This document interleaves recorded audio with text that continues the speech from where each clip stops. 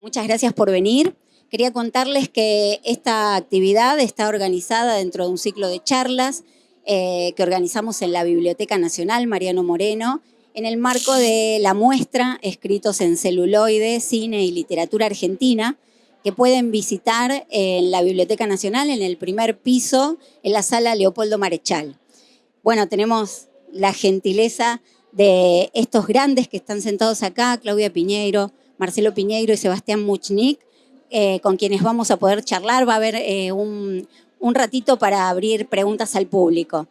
Queremos agradecer también a Ezequiel Martínez y a Belén Hernández por la generosidad de la organización. ¿Perdón? Ahora sí. Eran agradecimientos, ¿sí? Para Ezequiel Martínez y Belén Hernández, quienes se encargan de la organización y han tenido la generosidad de preparar esta sala para poder tener esta charla. Les agradezco mucho a todos y bueno, los dejo con los protagonistas. Bueno, gracias. Este es el de Claudia, ahí está.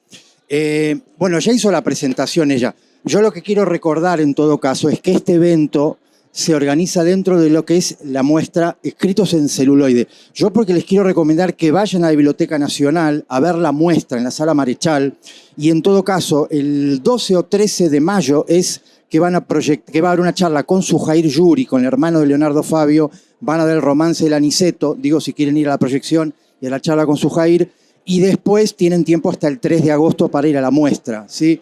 18 horas. En la muestra de Escritos en celuloide, aquí está el catálogo que lo consiguen después en mi biblioteca. Bueno, dicho esto, empezamos, porque tenemos poco tiempo y nos están haciendo un poco el boicot del otro lado, como ven. O sea que vamos a gritar más nosotros.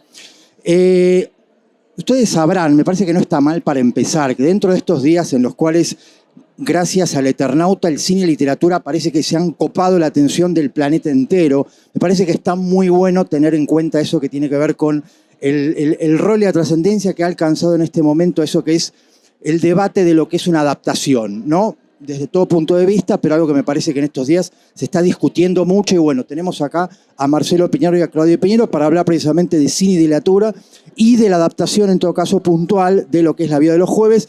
Después, si hay tiempo, creo que no va a haber tiempo, pero me gustaría hacerles alguna pregunta quizá de Plata Quemada o de Betty Boo, ¿no? Teniendo en cuenta también el tema del género, que me parece que son las cosas que va a estar bueno charlar, porque obviamente ahí hay algo que me parece que tienen en común ambos, ¿no? Que es tratar ciertos géneros literarios y cinematográficos. Así que empezamos. Pregunta número 1. Marcelo, te pusiste a leer un día, no sé cuándo, la novela La vida de los jueves. Empezaste a leer, ¿y qué te pasó con esa novela? La primera impresión que tuve al leerla me impresionó muchísimo. No tenía que ver con lo que me imaginaba que iba a encontrar en el libro, que no sabría ahora qué era, pero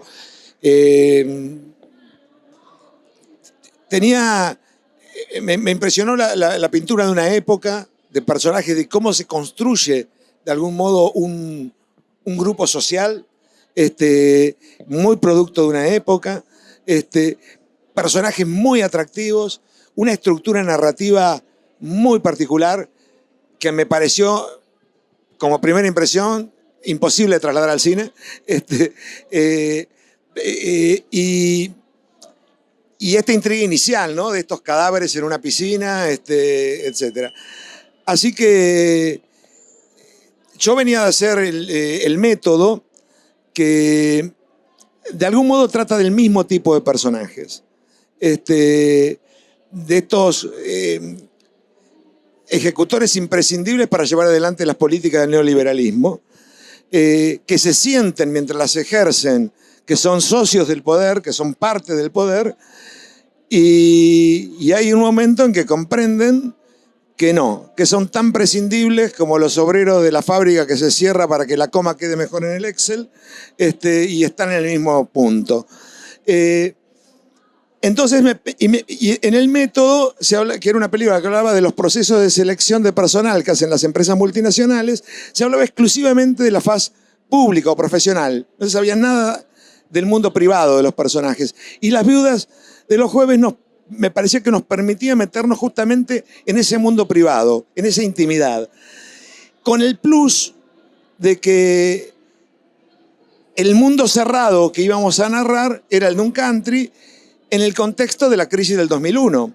O sea, cuando el país estallaba y sin embargo todo intentaba jugar a que nada sucedía.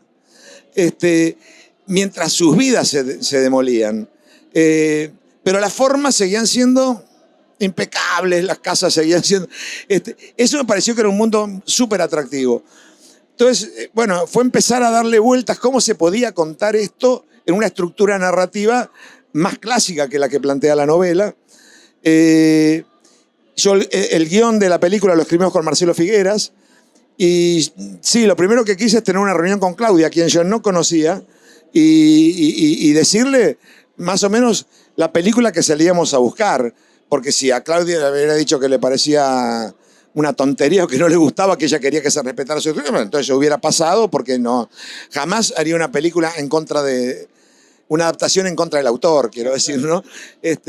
Así que bueno, eso fue lo que salimos a buscar y yo creo que más allá de las diferencias que hay, de cómo tuvimos que sintetizar personajes, sintetizar situaciones, dejar afuera cosas que estaban buenísimas, pero que no entraban, yo creo que de cualquier modo la peli, no sé, eso lo va a decir mejor Claudia que yo, pero que refleja lo que la novela cuenta. Claudia, llegó el día en el que te sentaste en una sala de cine, se apagaron las luces, se empezó a proyectar la película. ¿Y qué te pasó? Bueno, buenas tardes. Yo creo que antes leí el guión, ¿o no? O sea, yo por eso, claro, me parece... No es lo mismo. No es lo mismo, por supuesto, pero te quiero decir, no hay una sorpresa total, porque antes conversamos, como dijo Marcelo, conversamos y leí los guiones. Y básicamente lo más importante de lo que conversamos tenía que ver con una trama secundaria de la novela, o creo que fue lo que más te importaba a mí decirme en ese momento, que tenía que ver con que había una chica adoptada en la novela que se llamaba Romina. La madre le había puesto Romina, ella se llamaba Ramona en realidad originariamente. Y Marcelo me dijo, yo esto lo tengo que cambiar, no porque no me guste esta historia, sino porque si cuento esto se me va toda la novela para ahí y toda la película para ahí y no puedo contar lo otro, porque es tan fuerte esa línea que la tengo que, como de alguna manera, como no anular, porque está el personaje, pero es otra cosa. A mí me pareció bien, me parece que funcionó bien y que tenía razón. Y es gracioso porque con Las Viudas de los Jueves pasó algo que no pasa en general, que puede pasar ahora con El Eternauta, pero digamos, cuando la gente que iba a ver la película había leído el libro la mayoría. Entonces, vos te encontrabas en el pasillo del cine con gente discutiendo por qué había hecho tal cosa o tal otra. Y una de las cosas que más me preguntan es ¿por qué sacó a Romina? Y yo pienso que en general son preguntas que hace gente que no hace adaptaciones de películas al cine, porque la respuesta es la que dijo Marcelo. Era una línea tan fuerte que casi era una película dentro de una película, pero claro, cada persona que lee un libro se hace su propia película dentro de la cabeza y quiere ir al cine y confirmar eso. Por eso, a tu pregunta de qué pasó cuando se apagó la luz, a mí no me pasa eso porque yo ya tengo un entrenamiento como guionista y sé que hay que tomar esas decisiones, entonces voy como más gustosa para ver cuál es la película que se hizo Marcelo en la cabeza, ¿no? Entonces, mientras la película funcione, a mí no me importan los cambios que hacen y mientras los cambios no sean ideológicos. A mí lo único que sí me molesta es cuando hay un cambio que cambia la ideología de lo que vos estás contando. Pero después lo demás son solamente distintas formas de contar una misma historia, ¿no? Así que a mí me gustó muchísimo lo que hicieron y aprendí un montón también viendo cómo adaptaron, cómo hicieron ciertos cambios, por qué los hicieron, etcétera, ¿no? ¿Todos leyeron la novela? ¿Todos? ¿Todos vieron la película? Ah, muy bien. Bueno, entonces, retomemos un poco esta idea. Digo, está bueno eso de saber que todos han leído la novela y todos han visto la película, porque cada persona que lee una novela se hace su propia película. Marcelo tuvo la posibilidad de filmarla, pero creo que cada uno que lee una novela se hace la propia película, lo que pasa es que en todo caso no la filma. Cuando vos la leíste, ¿ya sabías que ibas a hacer una película o primero leíste la novela como un simple lector? No, yo cuando leo nunca sé si voy a hacer... En realidad yo no leo buscando películas, debo decir. Yo leo por el placer de leer. Porque la novela venía de ganar el premio Clarín en el 2005 y la película obviamente es posterior. O sea, a vos te llegó la novela... Mira, yo lo primero que sabía que había otra gente trabajando en la película. Entonces yo sentía que que era algo totalmente ajeno. Leí la novela, simplemente leí la novela. Una novela que sí tardé un poquito, no fui la primera ola de lectores, tardé un poquito, pero me hablaban tanto de la novela que ya llegué con una previa, digamos, que era muy favorable, pero que yo me encontré que en el texto me encontré mucho más que esa previa que me había llegado, mucho más, mucho más. Aparte conectaba inclusive con mundos literarios y ficcionales que a mí me gustan mucho, con independencia de todo, y la sentía muy conectada con eso, con cierta literatura norteamericana, con y la verdad que la novela no dejaba de sorprenderme. Fue también lo primero que leí de Claudia. Después, ahora que estoy más entrenado en el mundo Claudia, estoy acostumbrado a que me sorprende siempre. Digo, no puede ser que de nuevo caiga en la trampa. Pero fue lo primero, no sabía nada. Y bueno, y que tuviera un premio, que yo muchas veces hay novelas con premios que cuando las leo no me pasa nada, te digo sinceramente. No fue el caso de esto. Pero sinceramente no pensé nunca en película porque la estaba haciendo otra gente, que después no sé bien qué pasó, pero no se hizo. Y entonces pude hacerlo. Buenísimo, eso está bueno. O sea, no es lo mismo leer sabiendo que uno tiene la posibilidad de dirigir esa película que leerla como un simple lector. Me parece que hay una diferencia importante desde el punto de vista de la lectura que uno hace, ¿no? ¿Vos solés leer como director en el sentido o lees primero como lector y después...? No, yo leo como lector. Yo te reitero, no leo buscando películas, buscando argumentos. Claro. Yo leo porque me gusta leer, como veo cine, porque me gusta ver películas y no buscando robarle a la película que estoy viendo. Claro, imagino. Y hay algo que me parece que es interesante ver en la adaptación, que es el tema del género.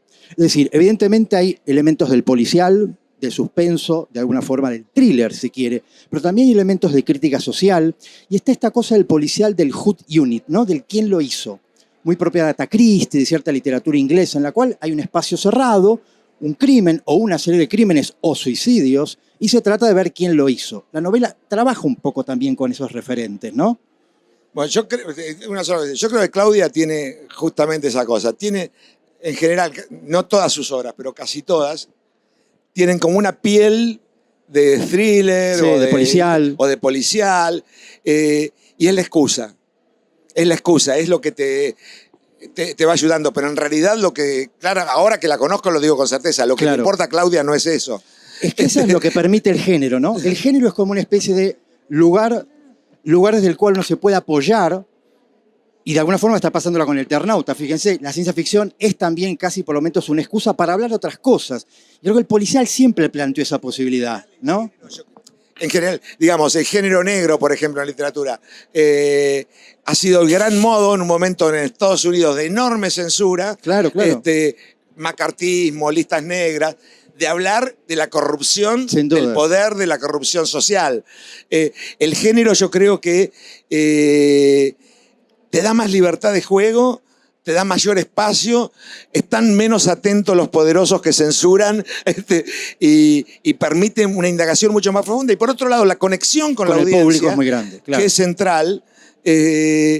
Lo mismo, porque es parte de instalarse en algo, en un territorio que más razonablemente conoce, seguro, para que ayudarte a señalar, a mostrar las cosas que te interesan señalar y mostrar. Sin dudas. ¿No? Vos te planteaste esto, porque digo, pasa también en Betty Boop, que es trabajar mucho con el género, con ciertas, digamos, fórmulas incluso del género, para después ir a parar a otros lugares. O sea, ¿eso te lo planteas un poco de entrada? No, al revés. Al revés. O sea, yo quiero contar una historia y es esa historia de esos personajes, y en el medio de la historia aparece la muerte, y con la muerte el enigma y la búsqueda de la verdad, y entonces aparece esa pregunta que decís vos de quién lo mató y por qué, pero en casi todas mis novelas, excepto Betty Boop, que es la única que escribí desde la primera página pensando esta va a ser una novela negra, en todas las demás esa pregunta está subvertida, no es exactamente la pregunta que hay que responder en esa novela. En el caso de Las viudas de los jueves, por tomar esta, para mí era mucho más importante contar quiénes eran esas personas y qué fue lo que pasó en la década de los 90 para que la década de los 90 terminara donde terminó. Claro. Incluso yo en todos los capítulos, en la novela, que eso no se puede trasladar obviamente al audiovisual, hay un hecho un hecho que pasó en ese momento, un hecho histórico, que yo me tomé el trabajo de que no sean hechos históricos económicos. Entonces, por ejemplo, hay un capítulo que empieza diciendo el año que mataron a un periodista en Pinamar. Entonces, cualquiera de nosotros sabe que fue el año que mataron a Cabezas, el año que explotó una bomba en una fábrica de armas militares, ¿no? Tampoco hablo de qué fue lo que pasó exactamente, pero todos sabemos que estoy hablando de Embalse, ¿no?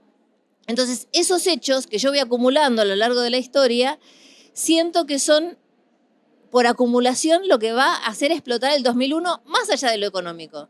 Porque lo económico ya sabemos que es la década de la convertibilidad, del 1 a 1, todo eso lo sabemos. Pero había un montón de indicios de degradación social y de cuestiones sociales que íbamos dejando pasar porque teníamos el 1 a 1 y bueno, lo dejamos pasar, y después explota, ¿no? Eso es lo que quería yo contar también, ¿no?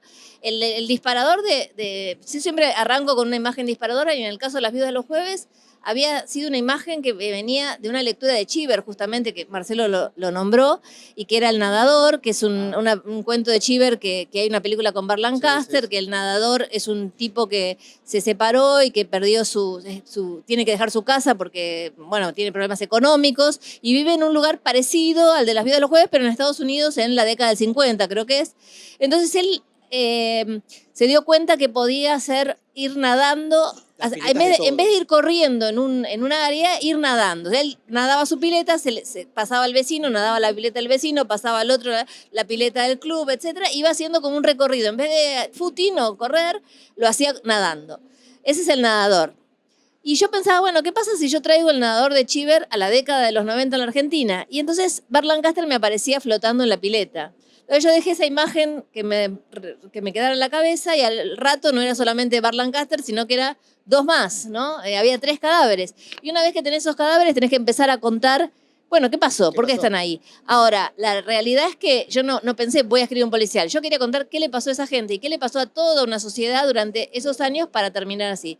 Y una cosa más, esto es así que cuando yo escribía la novela iba al taller de Guillermo Sacomano. Y iba llevando la novela como por capítulos. La novela tiene una estructura así como de capítulos. Esa puerta le tienen que poner W40, no sé cuánto, porque es impresionante. Pésimos efectos especiales. Y entonces, cuando yo ya estaba muy avanzada en la novela, él me dijo, bueno, vos a partir de ahora solamente podés leer En busca del tiempo perdido de Proust. Y uno se puede preguntar, bueno, ¿qué tiene que ver En busca del tiempo perdido de Proust con Las Viudas de los Jueves? Y él lo que me explicaba es, en tu novela es más importante, quizás, la ropa que usan, cómo ponen los cubiertos, cómo se mueven en esa sociedad, etcétera, que develar qué fue lo que pasó esa noche. Si vos te dejás arrastrar por el género policial, vas a ir directo a contar qué pasó esa noche y yo necesito que todavía me sigas contando quiénes son estas personas. Y a mí me parece que fue una muy buena indicación de un profesor de literatura para llevar adelante la novela, ¿no? ¿Y qué te pasa? ¿Vos sabías esto, por ejemplo, antes de filmarla? No. El tema de los detalles. Me estoy enterando ahora. ¿Viste? Haberlo sabido. Es decir, fíjate que ahí hay interesante. Se me viene a la cabeza, por ejemplo, El nombre de la rosa.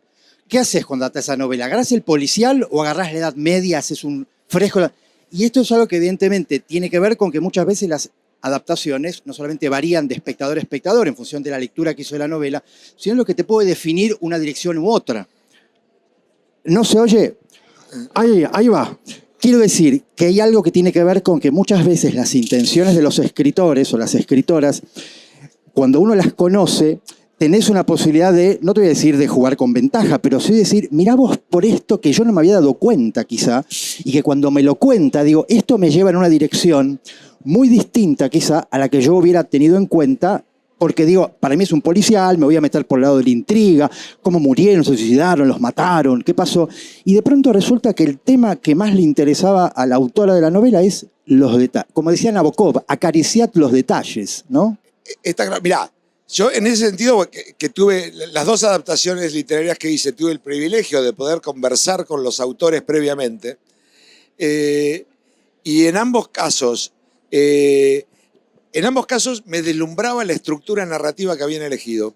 Totalmente diferentes ambas, pero que en ambos casos me pasó lo mismo. Sentía que no me eran articulables para la estructura narrativa que un largometraje de más o menos 2 horas permite.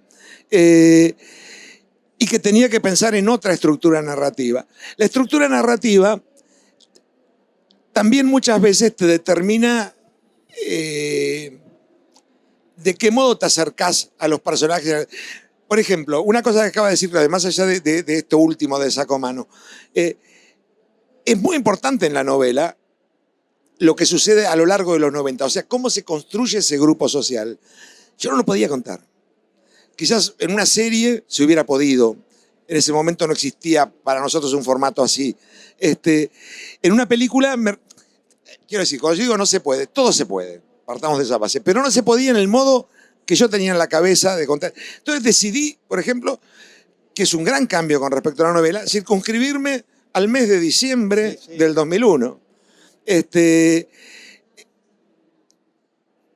Yo creo que sin saber esto de los detalles, sin embargo, los detalles son sumamente importantes en la película. No están puestos nunca adelante, pero sí el modo en que viven estos personajes, cómo mientras se desarman está todo impecable, etcétera, etcétera. Me acuerdo inclusive llevando la película al exterior, sorprendía mucho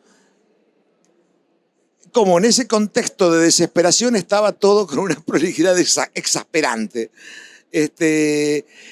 con un cuidado por los detalles de lo exasperante. Eso de arrancar con esa fiesta todos de blanco, de que en el cementerio están todos de negro, ese tipo de cosas en medio de una trama que tiene también una superficie totalmente calma. La película tiene una superficie totalmente calma, no hay estallidos, no hay nada. Inclusive cuando aparecen los cadáveres es en una clave absolutamente baja. Y sin embargo lo que estaba pasando es tremendo. Pero bueno, yo sin saber esto creo que de algún modo la novela me lo transmitió, porque más allá de las transformaciones estructurales que tuve que hacer, que sentí que tenía que hacer, pues siempre una adaptación es una lectura, en definitiva. Más allá hay una cosa que es ese concentrarse en el detalle, concentrarse en la superficie, porque sin duda lo importante pasa por debajo de la superficie, pero en este caso la superficie es esencial, es protagónica también. Dale. Quería agregar una cosa que a mí me dio siempre tuve la sensación que en esta novela Marcelo, vos podés entrar por la línea policial o podés entrar por los personajes. Y como a mí que me gusta entrar por los personajes, él también entró por los personajes. La novela de Marcelo es más, ¿quién es esta gente? ¿Qué le pasó esa noche? ¿No? Y otros textos anteriores que yo había leído de los proyectos anteriores que después no se hicieron, iban exclusivamente a lo policial. Y la novela perdía mucho yendo solamente a lo policial, perdía toda esta otra sustancia, ¿no?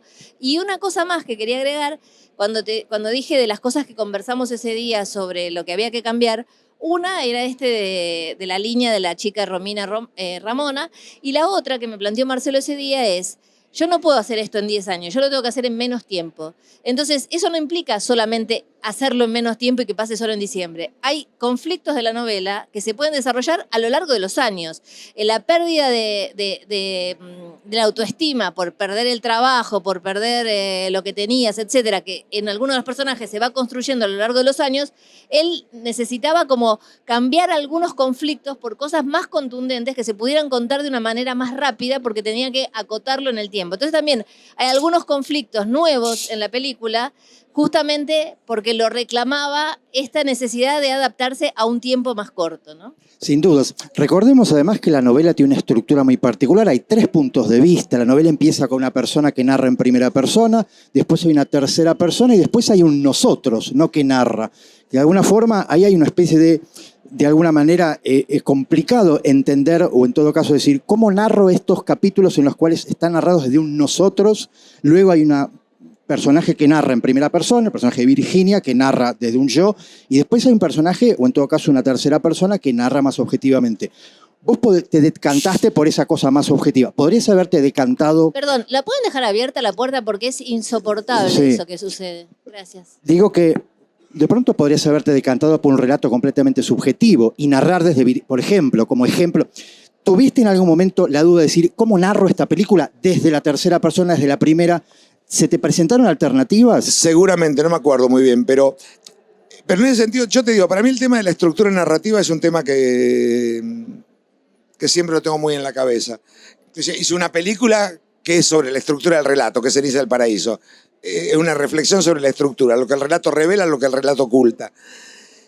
En Plata Quemada, recuerdo, por ejemplo, también, o sea, haber tomado justamente, dividirla en capítulos, tener un primer capítulo que es un narrador omnisciente, un segundo capítulo que son monólogos interiores de los dos protagonistas, que van como cambiándose el micrófono, digamos, y un tercer capítulo que opta por la subjetividad total, contarlo desde la mirada de ellos. Yo acá no quise hacer, recuerdo, sí, ese tipo de experimentación, digamos.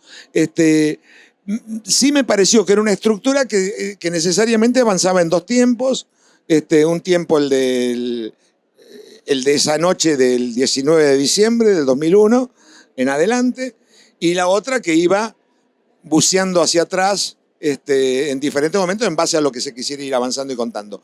Pero siempre un hacia atrás limitado en el tiempo, diciembre. O sea, donde todos estos procesos que contaba Claudia se iban viendo el resultado, digamos. O sea, uno no veía cómo un tipo se le demolía la autoestima, lo agarrabas con la autoestima destrozada.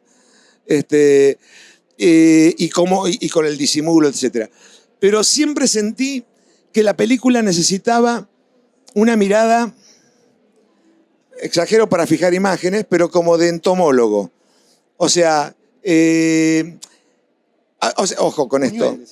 Bueno, yo no sé, pero ojo con esto. Quiero decir, como entomólogo parece que uno lo mira desde arriba. Como insectos. Claro, y como insectos. Y no es eso lo que quiero decir. Quiero decir una mirada distante. Sí, yo en ningún momento me pongo por arriba de los personajes. Trato de nunca hacerlo, y particularmente en este caso.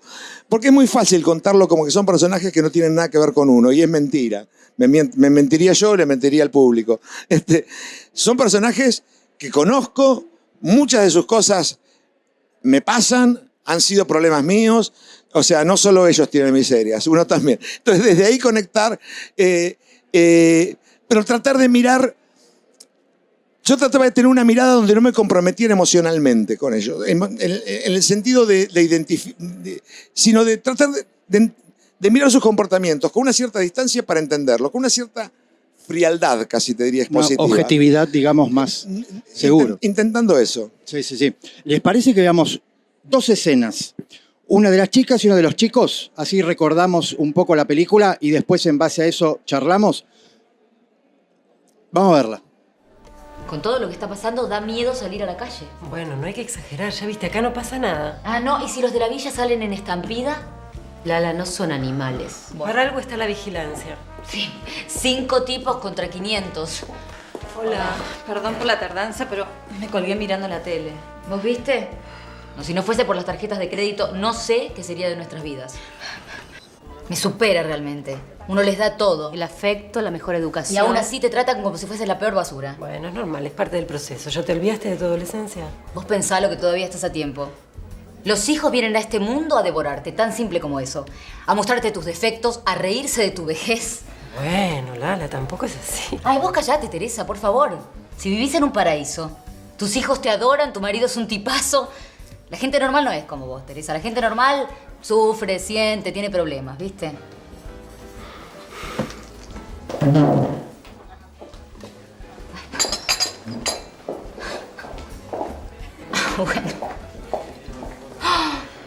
A ver si te controlas un poco. ¿Pero qué hice ahora? Le digo que es feliz y se ofende.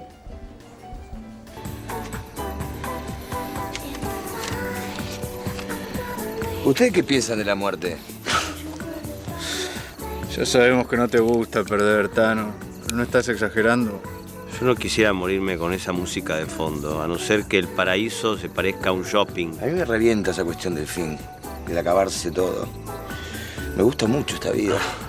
Te gusta mucho tu vida, Tano. Si te hubiera tocado la vida a un cartonero... La vida no te toca, la vida te la haces vos. Si vos naciste en cuna de oro, Tano. Clase media y gracia, barrio de Caballito, nene. ¿Y eso es cuna de oro? ¿No lo entendiste todavía? ¿De qué estamos hablando al final? ¿De la muerte? ¿O de política, como siempre? Si es por mí, yo prefiero hablar de la muerte. Me deprime menos. Yo creo que existe una política de la muerte, ¿eh? A ver, si querías intrigarme, te juro que vas por buen camino, pero con esa bosta de fondo, te juro que no puedo pensar. Tan liberal para unas cosas y tan facho para otras, Ronnie. Lo que digo es que la muerte no nos molesta mientras jode a otros. Qué vivo. Y se tiene a cierta regla de juego. Terroristas y civiles son bajas esperables, ¿no? Las víctimas de los terremotos, la gente que muere a diario en el África, es inevitable. Es justamente ese tipo de cosas que me rompe las pelotas de lo que decís. ¿Previsible? ¿Te gusta más? Bien. ¿Vos te sorprendés cuando oís las noticias? No. Entonces acordás conmigo que estas son muertes que forman parte del ritmo habitual, del toma y daca del universo. Ahora bien, en cuanto a mi muerte, a nuestra muerte,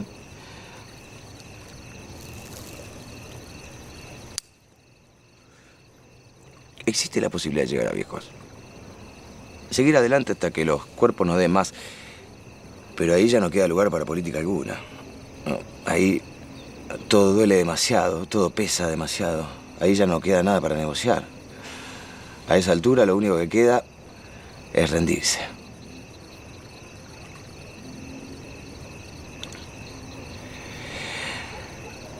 La cuestión es hacerlo mientras estemos en condiciones de imponer términos. Por ejemplo, ahora. La muerte no es el fisco.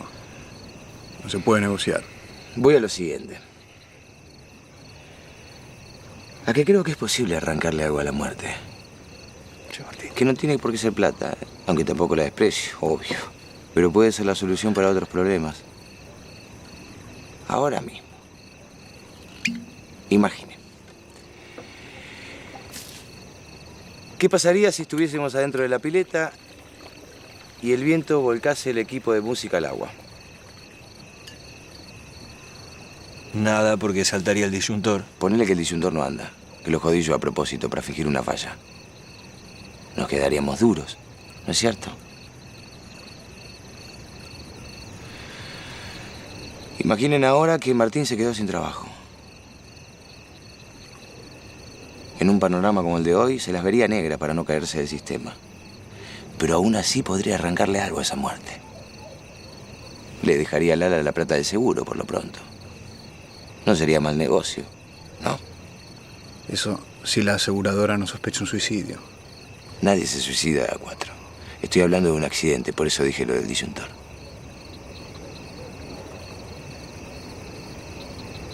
Por su parte, Ronnie dejaría de ser una carga para la pobre Mavi, que también cobraría el seguro. Un poquito de imaginación, Tano. Iba a decir que habías hecho la póliza a nombre de Greenpeace o de la causa palestina, pero... En fin, si preferís. Y Gustavo. Pongamos que Gustavo tiene miedo de mandarse una macana terrible. Y que no sabe cómo evitarla. ¿Qué te pasó con los actores y las actrices? ¿Ahora o antes? ¿Qué te pasó cuando lo viste por primera vez y 15 años después, ¿no? Estamos a 15 años, casi. Cuando me dijeron quiénes iban a ser los actores, no cuando lo vi, cuando me dijeron quiénes iban a ser los actores, ahí empecé a aprender algo que después lo aprendí para todas las películas y para la serie y para todo, y es que cuando buscas un actor, si ese no es, cambia todo, ¿no? En el sentido de que capaz que los primeros te nombraban a Darín para ser del Tano, pero si Darín no estaba, entonces ya no podía ser Mercedes Morán por una cuestión de edad, entonces empezabas como a bajar a la categoría de un poquito más chicos. Cuando me dijeron finalmente que era Echarri y Esbaraglia, bueno, los que eran ahí, me resultaban jóvenes para los personajes, pero después me di cuenta que tenían la edad de mis personajes, o sea... Echarri también crece, hoy también es un señor grande, pero digo, en ese momento tampoco era un chico más, pero a mí me había quedado con la idea de que era un chico. Cuando me dijeron, dije, ¿pero cómo? Y no, tenía la edad que tenía que tener.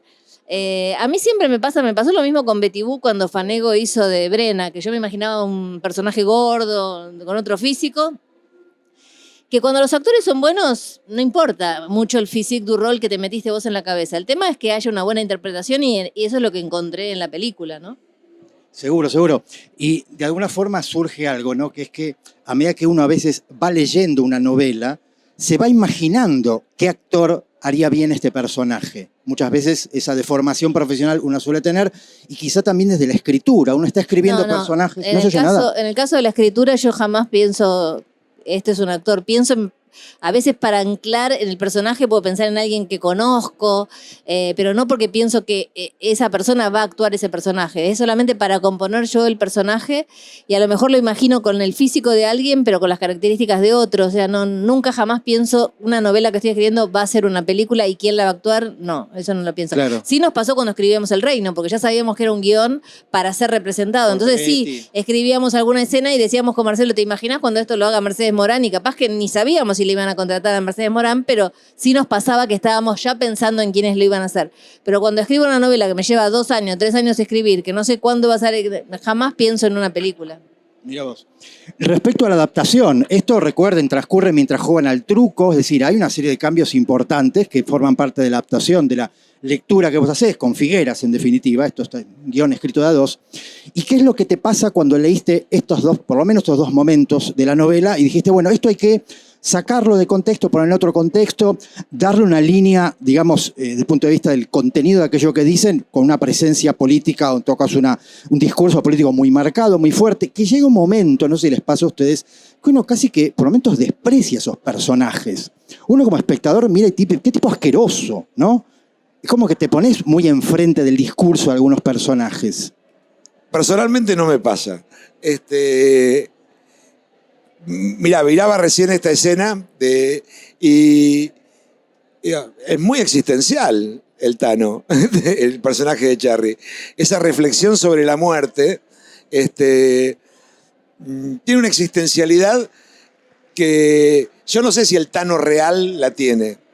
Quiero decir, el Tano real, ese tipo que en los 90 hizo guita rápido, se compró la casa en el country, atropelló el mundo, no le importaba nada. Cuando se le cayó el mundo, no sé si tuvo esa reflexión con esa existencialidad, pero prefiero el personaje que sí la tiene, que tiene capacidad de tenerla. La escena sigue un poquito y cuando el personaje que hace Leo dice, de algún modo defiende la vida, aunque sepa que su vida es un fracaso, la defiende también desde una existencialidad que me los hace atractivos a los personajes. A ver, atractivos no quiere decir que yo quiera ser como ellos, no modélicos, sino personajes interesantes que pueden reflexionar sobre sí mismos y que de cualquier modo no pueden parar el desastre. En ese sentido yo creo, no llegan a ser de ninguna manera héroes trágicos estos personajes, pero de alguna manera son tipos que no pueden parar la carrera al precipicio y tienen conciencia de que están yendo al precipicio. Seguro. Y eso a mí siempre me parece que cuando logran una capacidad reflexiva sobre eso, un personaje es interesante. Interesante no es sinónimo de modélico, insisto, es interesante, es atractivo, me gusta saber de él o de ella. Y bueno, yo creo que eso lo tienen, ¿no? Cuando escribían los personajes, hay algo evidentemente en lo cual vos decías, este tipo es completamente lo opuesto a lo que soy yo, desde el punto de vista ideológico de alguna manera, desde el punto de vista de todo este mundo que se construye en la novela, pero desde el momento en que uno habla sobre seres humanos, siempre tiene puntos en común. Entonces decís, bueno, ¿de qué me agarro en aquellos puntos que yo tengo en común con estos personajes, hombres o mujeres, y en qué punto este personaje ya es lo opuesto absoluto a mí? ¿Se entiende un poco esa idea? Que es cuando uno escribe precisamente sobre gente que representa este universo del cual uno dice, yo estoy en las antípodas. No, yo en ese sentido, igual que lo que dijo Marcelo, yo no No me pongo a juzgar a los personajes y yo pienso, yo soy una mejor persona y ellos son una porquería. Yo creo que yo puedo ser ellos y me pongo en los zapatos de esos personajes y trato de caminar con esos zapatos, por más que en la realidad no sea así, porque si no terminás haciendo estereotipos. Si vos te pones a pensar que él es el malo y yo soy el bueno, el que estoy escribiendo, me parece que generás estereotipos. Y eso hoy justo hablábamos con Marcelo, que no nos gustan las películas o las series donde el malo es muy malo. O sea, los malos también tienen que tener otras... Nadie cree que es malo en sí mismo. O sea, todo el mundo tiene una justificación de por qué hace lo que hace. De hecho, vos decías esto de que los personajes te parecían, Marcelo te decía, a mí no me pasa, qué sé yo. A mí a lo largo de haber presentado esta película, esta novela un montón de veces, yo tengo una opinión sobre esos personajes y muchas veces lo que me devolvía la gente que lo había leído no era lo que decís vos. Por ejemplo, una mujer que me dijo, qué orgullo estos hombres que se jugaron por sus mujeres. Y yo me callo la boca, porque ella pensó eso cuando lo leyó. Claro, Entonces, claro. vos interpretás que todos van a leer como tu cabeza lee. Claro, claro. Entonces, yo como escritora no puedo interpretar eso. Yo tengo que dejar abierto el personaje para que cada uno piense lo que quiera. Otra mujer me dijo una vez, viste que había un personaje que hacía una, no sé cómo se llama, ya no me acuerdo, pero que los seguros de vida los compraba esperando viaticación, que la persona se muere, cuando se muere él cobraba, ¿no? Se los descontaba y los cobraba. A mí me parecía terrible, es un modelo que apareció cuando apareció el HIV, que muchas personas que tenían HIV tenían seguros de vida, no tenían plata para pagar sus tratamientos durante el resto de vida que le quedaba. Ahora, por suerte, el HIV no es una enfermedad mortal, sino que es algo con lo que vos andás por la vida, digamos, pero en ese momento sí, entonces esas personas necesitaban ese dinero para poder hacer los tratamientos y descontaban su póliza de vida porque tenían fecha de muerte. O sea, más tarde, más temprano, el de la compañía de seguros se llevaba ese dinero. Y una mujer me dijo, ay, te agradezco tanto que lo explicaste, porque mi marido me venía explicando esto que hace y yo no lo entendía. Y ahora que lo leí en tu novela, lo entendí. Y vos decís eso que a alguien, a mí me espanta, a vos te puede espantar a otro, y a otras personas que no. Sin duda. Entonces yo tengo como escritora la obligación de poder ser esos personajes, hasta el más malo de todos y el peor. Creo que mi libertad de poder poner una mirada ideológica, si queremos decir, o digamos de cómo yo pienso, no está puesta en los personajes, sino en el punto de vista. Yo esto lo cuento mirando el mundo desde acá. También lo podría haber contado mirando desde allá, mirando desde acá, contar, por ejemplo, las empleadas que van a trabajar a estos lugares, los jardineros. Bueno, yo lo elegí contar mirando desde acá. Y al mirar desde acá, hay una postura ideológica, ¿no?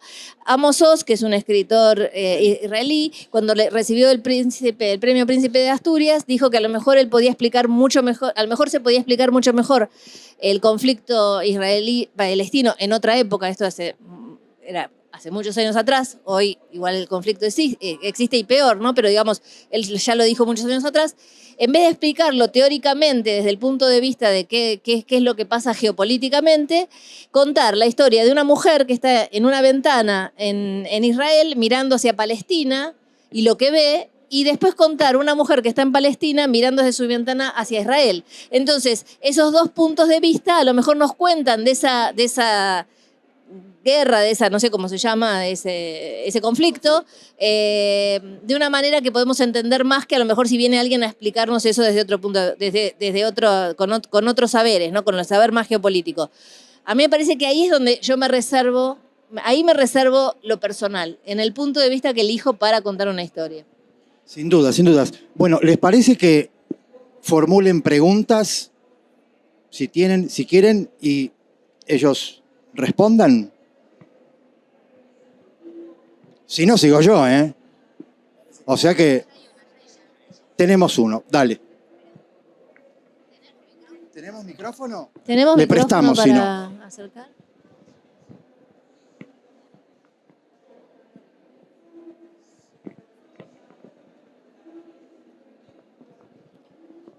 Hola, lo siento, español es mi segundo idioma, soy estadounidense, entonces lo siento si mi pregunta no sentido mucho, pero mi pregunta es más sobre el género del libro, porque yo vi o oí algunas personas que dicen que los libros de Claudia Piñero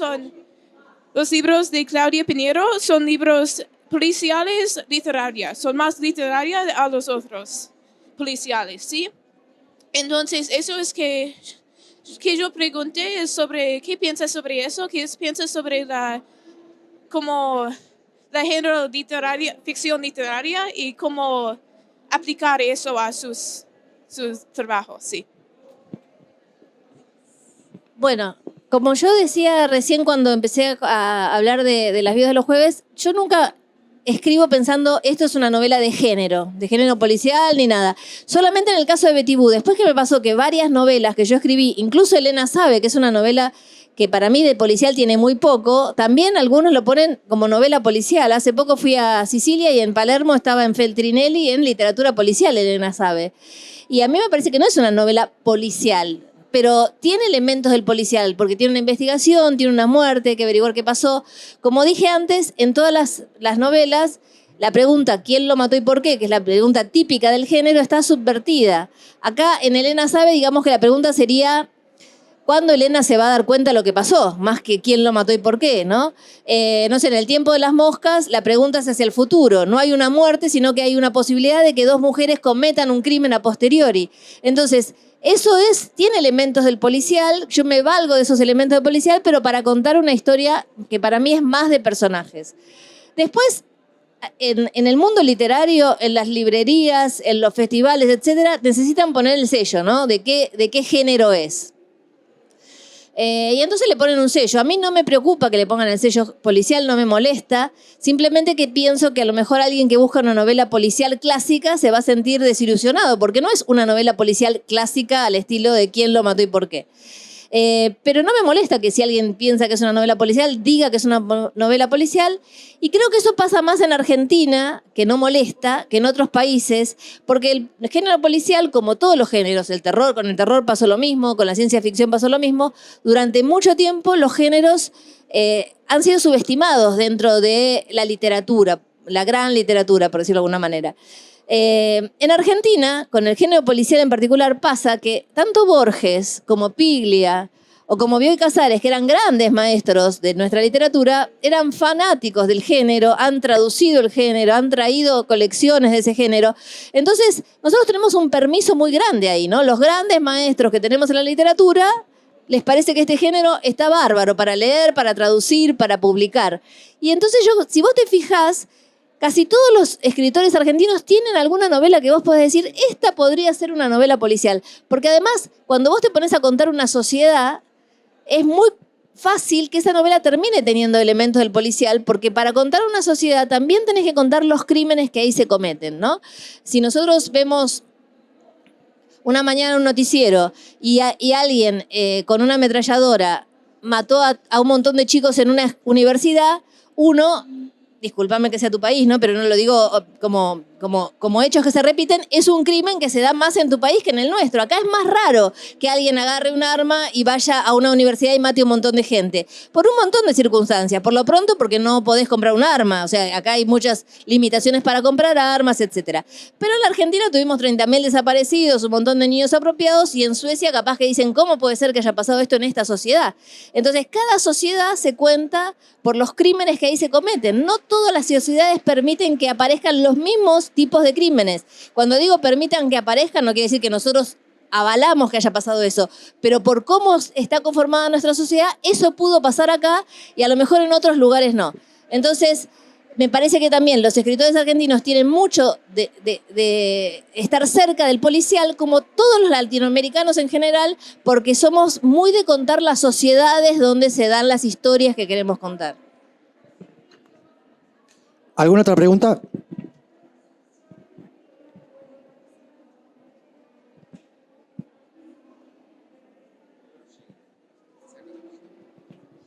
Hola, ¿se escucha? Bueno, muchas gracias por la presentación. Yo quería, es decir, el tema de la muerte en toda tu obra, Claudia, aparece puntualmente. Siempre hay una muerte sobre la que la historia se va entretejiendo. Y recordaba otras presentaciones tuyas donde vos comentabas que en tus primeras sesiones de psicoanálisis no habías hablado, habían sido mudas. Entonces, y yo soy psicoanalista, entonces me pregunto, ¿qué implicancia tiene esto de la muerte propia? Y me llama la atención tu última novela, que se llama La muerte ajena, que es lo único que nos podemos explicar, no la propia, ¿no? ¿Qué implicancia tiene este tema a nivel más existencial? Porque está todo esto social que vos mostrás, pero ¿qué pasa con esto de la muerte, pero más de la propia? Bueno, una pregunta muy sencilla, me tiró, o sea, como para, es una pregunta muy pertinente, por otra parte, pero es una pregunta complicada de hacer. Yo a veces, cuando me dicen si escribo policiales, yo digo, yo escribo con muertos. Siempre hay un muerto en mis novelas, creo que en casi todas hay un muerto, excepto en Un comunista en calzoncillos, porque era una época en Argentina donde había muchos muertos, pero digamos no había un muerto en la novela. Pero en todas mis novelas hay un muerto.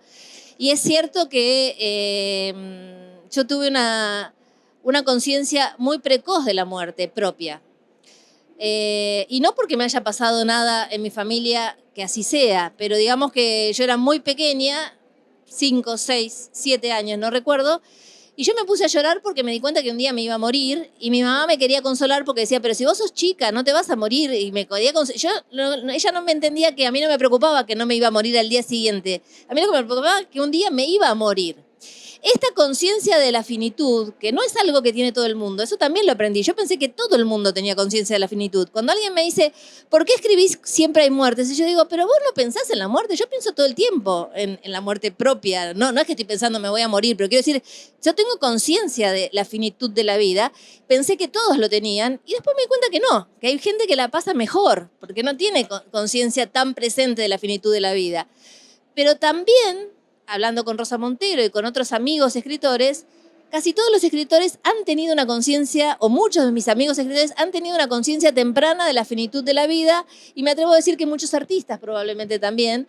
Hay una conciencia ahí de esa finitud, ¿no? Y eso nos hace a lo mejor también tratar de expresarnos de determinada manera.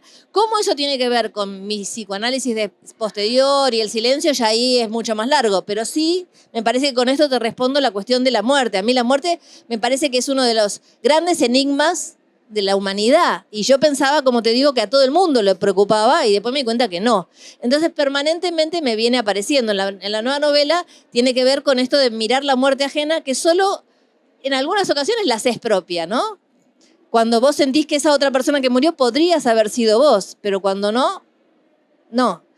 Y sí, es un tema que a mí me preocupa y que no me preocupa que me preocupe, digamos, ¿no? O sea, me parece que es normal que me preocupe. Y fíjate que en la novela, en la película, perdón, el fragmento que acabamos de ver, precisamente Charry en un momento dice, te preocupa la vida en tanto te afecta directamente, pero que mueran en otras partes del mundo, otros te importa poco porque no te toca directamente. Y de alguna forma ahí es cuando, quizá un poco remontándome a la pregunta anterior que hacía respecto a eso, es desde qué momento ustedes se van adueñando del discurso de ella para decir esto sí o no, en tanto representa no solamente al personaje, sino lo que ustedes también quieren decir. Ustedes hacen un trabajo de montaje, ¿no? De edición, de decir esta frase sí, esta frase no.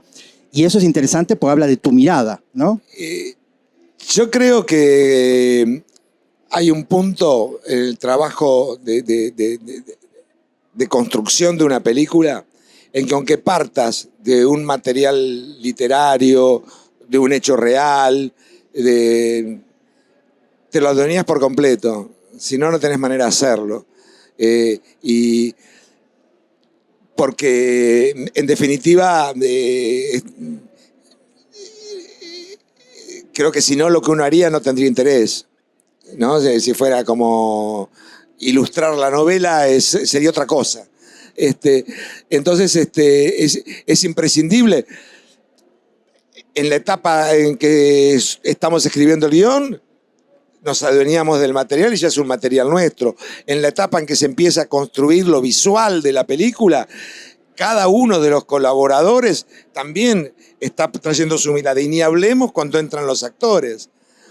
El cine es una creación muy colectiva y siempre se está trabajando con un hecho que está muy vivo y que no tenés que permitir, una de las principales tareas como director es no permitir que eso nunca sea letra muerta, sino que siempre esté activo, que siempre esté vivo. Y por ende cada cual, un actor haciendo un personaje se adueña del personaje. Y aunque lo haya escrito yo, me cuestiona lo que escribí. Y muchas veces tiene razón. O sea, porque es eso. O sea, mira, yo me acuerdo cuando estudiaba cine, estrenaba Bertolucci Último Tango en París. Y una revista de cine publicaba una entrevista a él, que el título era "Yo no filmo películas de ficción, sino documentales de mis actores". Y mira, todavía me la acuerdo. Y lo que él decía ahí, él venía de hacer una película que le había cambiado la carrera, que era El Conformista, con Jean-Louis Trintignant y Dominique Sanda. Y que él escribió Último Tango en París para Jean-Louis Trintignant y Dominique Sanda. Por diferentes motivos, ellos no la pudieron hacer y terminó haciéndolo con Marlon Brando y María Schneider. Y dice, yo podría hacer la película con Trintignant y Sanda, porque sería otra. O sea, claramente los que se juntan a hacer una película le dan su propia impronta y eso yo creo que es lo bueno que pueda suceder. Es muy diferente la creación cinematográfica a la creación literaria. Claudia cuando escribe está sola, confronta con ella misma y puede dar a leer, qué sé yo, y escuchar alguna opinión, pero confronta solo con ella misma. La creación cinematográfica, por el contrario, es profundamente colectiva, pero por otro lado no podés soltar que tu mirada es la que está terminando plasmarse y que los demás están colaborando que vos construyas mejor esa mirada. No sé si te contesté o me No, estoy sin duda, sin hablando. duda. Creo que un buen ejemplo de eso son las historias que se han filmado muchas veces. Digo, si uno toma Drácula, ¿qué tiene que ver la versión de Herzog con la de Coppola, con la de Murnau? Entonces ahí es cuando uno ve que una historia tiene unas características que luego cada mirada de cada director la transformó completamente. O sea que eso es una de las cosas que evidentemente uno se plantea en tanto esta vinculación, este diálogo continuo entre el cine y la literatura, ¿no? Las posibilidades que tiene. En definitiva, mira, hay una cosa que a mí me encanta. Borges decía que todos los relatos de los hombres confluyen en dos, se sintetizan en dos. El del hombre que apostó toda su vida a la búsqueda de sí mismo, Ulises, y el hombre que apostó su vida a la entrega por los otros, Cristo. Claro. Todas las historias están allí y simplemente lo cuentan desde diferentes miradas, de diferentes puntos de vista. Y esa es la riqueza. Porque yo creo que justamente, ¿cuándo es más interesante un autor? ¿Literario, cinematográfico? Cuando más única es su mirada. Cuando más te está revelando algo que nunca se te había ocurrido mirarlo desde ahí. Y esa mirada te revela algo que no lo habías pensado, no lo habías visto, aunque lo tuvieras enfrente. Y lo interesante, esto que retomando un poco lo que decía Claudia, es que vos tampoco podés hacerte cargo de lo que le va a pasar al espectador después. Ese espacio del espectador en el cual vos decís, a ver, yo apunté en esta dirección y me sale una persona que me dice lo opuesto a lo que yo pensé. Ahí es cuando se enriquece la obra, entre el diálogo entre el autor, la obra en sí y el público. Y que además cuando pasa el tiempo, digo, vuelvo al tema del Eternauta, es decir, una obra que después de muchísimo tiempo aparece una versión y todos estamos discutiendo el paso del tiempo dentro del funcionamiento de la obra, en la relación de la obra con los distintos lectores y ahora con los espectadores. Y hay un fenómeno que evidentemente hace no solamente al paso del tiempo de la obra en sí, sino a uno, el ciclo vital de uno. Es decir, no es lo mismo leerla a los 20 que a los 30, que a los 40, que a los 50, y evidentemente se produce un fenómeno ahí que es sumamente interesante. ¿Alguna pregunta más? Si no, vamos cerrando porque nos tenemos que ir. Bueno, hago una última preguntita yo que tiene que ver con cinéfilo y bibliófilo. Referencias literarias y cinematográficas a la hora de escribir o de filmarla. ¿Alguna referencia puntual de Las Viudas? Sí. ¿Pensaste en alguna película? ¿Pensaste en alguna autora o novela? No, sinceramente no. No me acuerdo, en todo caso. Uno siempre... Quiero decir, yo he visto muchísimo cine, he leído muchísimo y aunque no diga, sé que eso opera en mi cabeza con mayor o menor nivel de conciencia. Tuve muy claro, sí, pero en la lectura del libro El mundo Chiver. Chiver es un autor que me gusta mucho. Yo encontré que tenía mucha relación, mucha vinculación con eso. Y para mí fue muy ordenador, ¿no? Sentir que era el relato de los triunfadores cuando en la mitad de su vida ven que no tienen ni arena en las manos, que en realidad no han construido nada, que no tienen nada. Eso, que es muy Chiver, lo encontré en la novela y me resultó muy, muy disparador. Referencias cinematográficas, y seguramente he tenido 1000. No, yo tenía mucho miedo, sí, ¿viste? Yo nunca había hecho una película que pintara una clase social, un sector social. Pintaba individuos claramente. Y acá me daba mucho miedo pisar en falso, ¿no? Pero bueno, creo que zafamos. Bueno, yo sin duda Chiver, que ya lo nombró Marcelo, El nadador, y hay otros cuentos, El ladrón de Jody Hall, también tiene mucho que ver con esta novela. Todo lo que es Bullet Park, que es donde él después hace como una novela de un barrio. Así que Chiver, seguro. Después hay algunas cosas más que tienen que ver con la técnica. Esa cosa que conté de cómo poner los hechos históricos sin nombrar a los personajes, lo había tomado de cómo lo hacía Belgrano Rawson en Rosa de Miami, que es una historia que transcurre en Cuba y que él va nombrando los distintos personajes con sus apodos, o de manera que vos no lo sabés abiertamente quién es, pero intuís quién es y bueno, es un personaje histórico. Después, siempre en esos ambientes que creo de esas clases sociales o de ese tipo de grupos, siempre tengo presente a Manuel Puig. No es que se parezcan a las novelas de Manuel Puig, los videos de los jueves, pero sí hay referencias o citas, y creo que los epílogos de la novela debe haber alguno de Manuel Puig, porque él era muy de contar, ¿no? Las apariencias, la hipocresía, el qué dirán, todo eso tiene mucho que ver, ¿no? Y a mí además es un autor que me gusta muchísimo. Él también escribió un policial, digamos, También, Buenos Aires sí, Affair, ¿no? Sí, sí, por supuesto. Bueno, y ¿cómo se llama? El de la Mujer Araña también, ¿no? El beso de la Mujer Araña. Transcurre en una cárcel, Claro. digamos, hay también elemento del policial. Tiene y además era fanático del cine, entonces hay muchos puntos de... Cineasta frustrado, contacto, digamos. sí. Tipo que quiso dirigir, escribió guiones, pero bueno, básicamente gente de cine. Bueno, terminamos. Sí, muchísimas gracias a Claudia, Marcelo y a ustedes por venir. Les recuerdo lo de la biblioteca para que vayan a la martes 13, bueno, y 18 horas a la clase charla de Sujair Yuri. Gracias, nos vemos la próxima.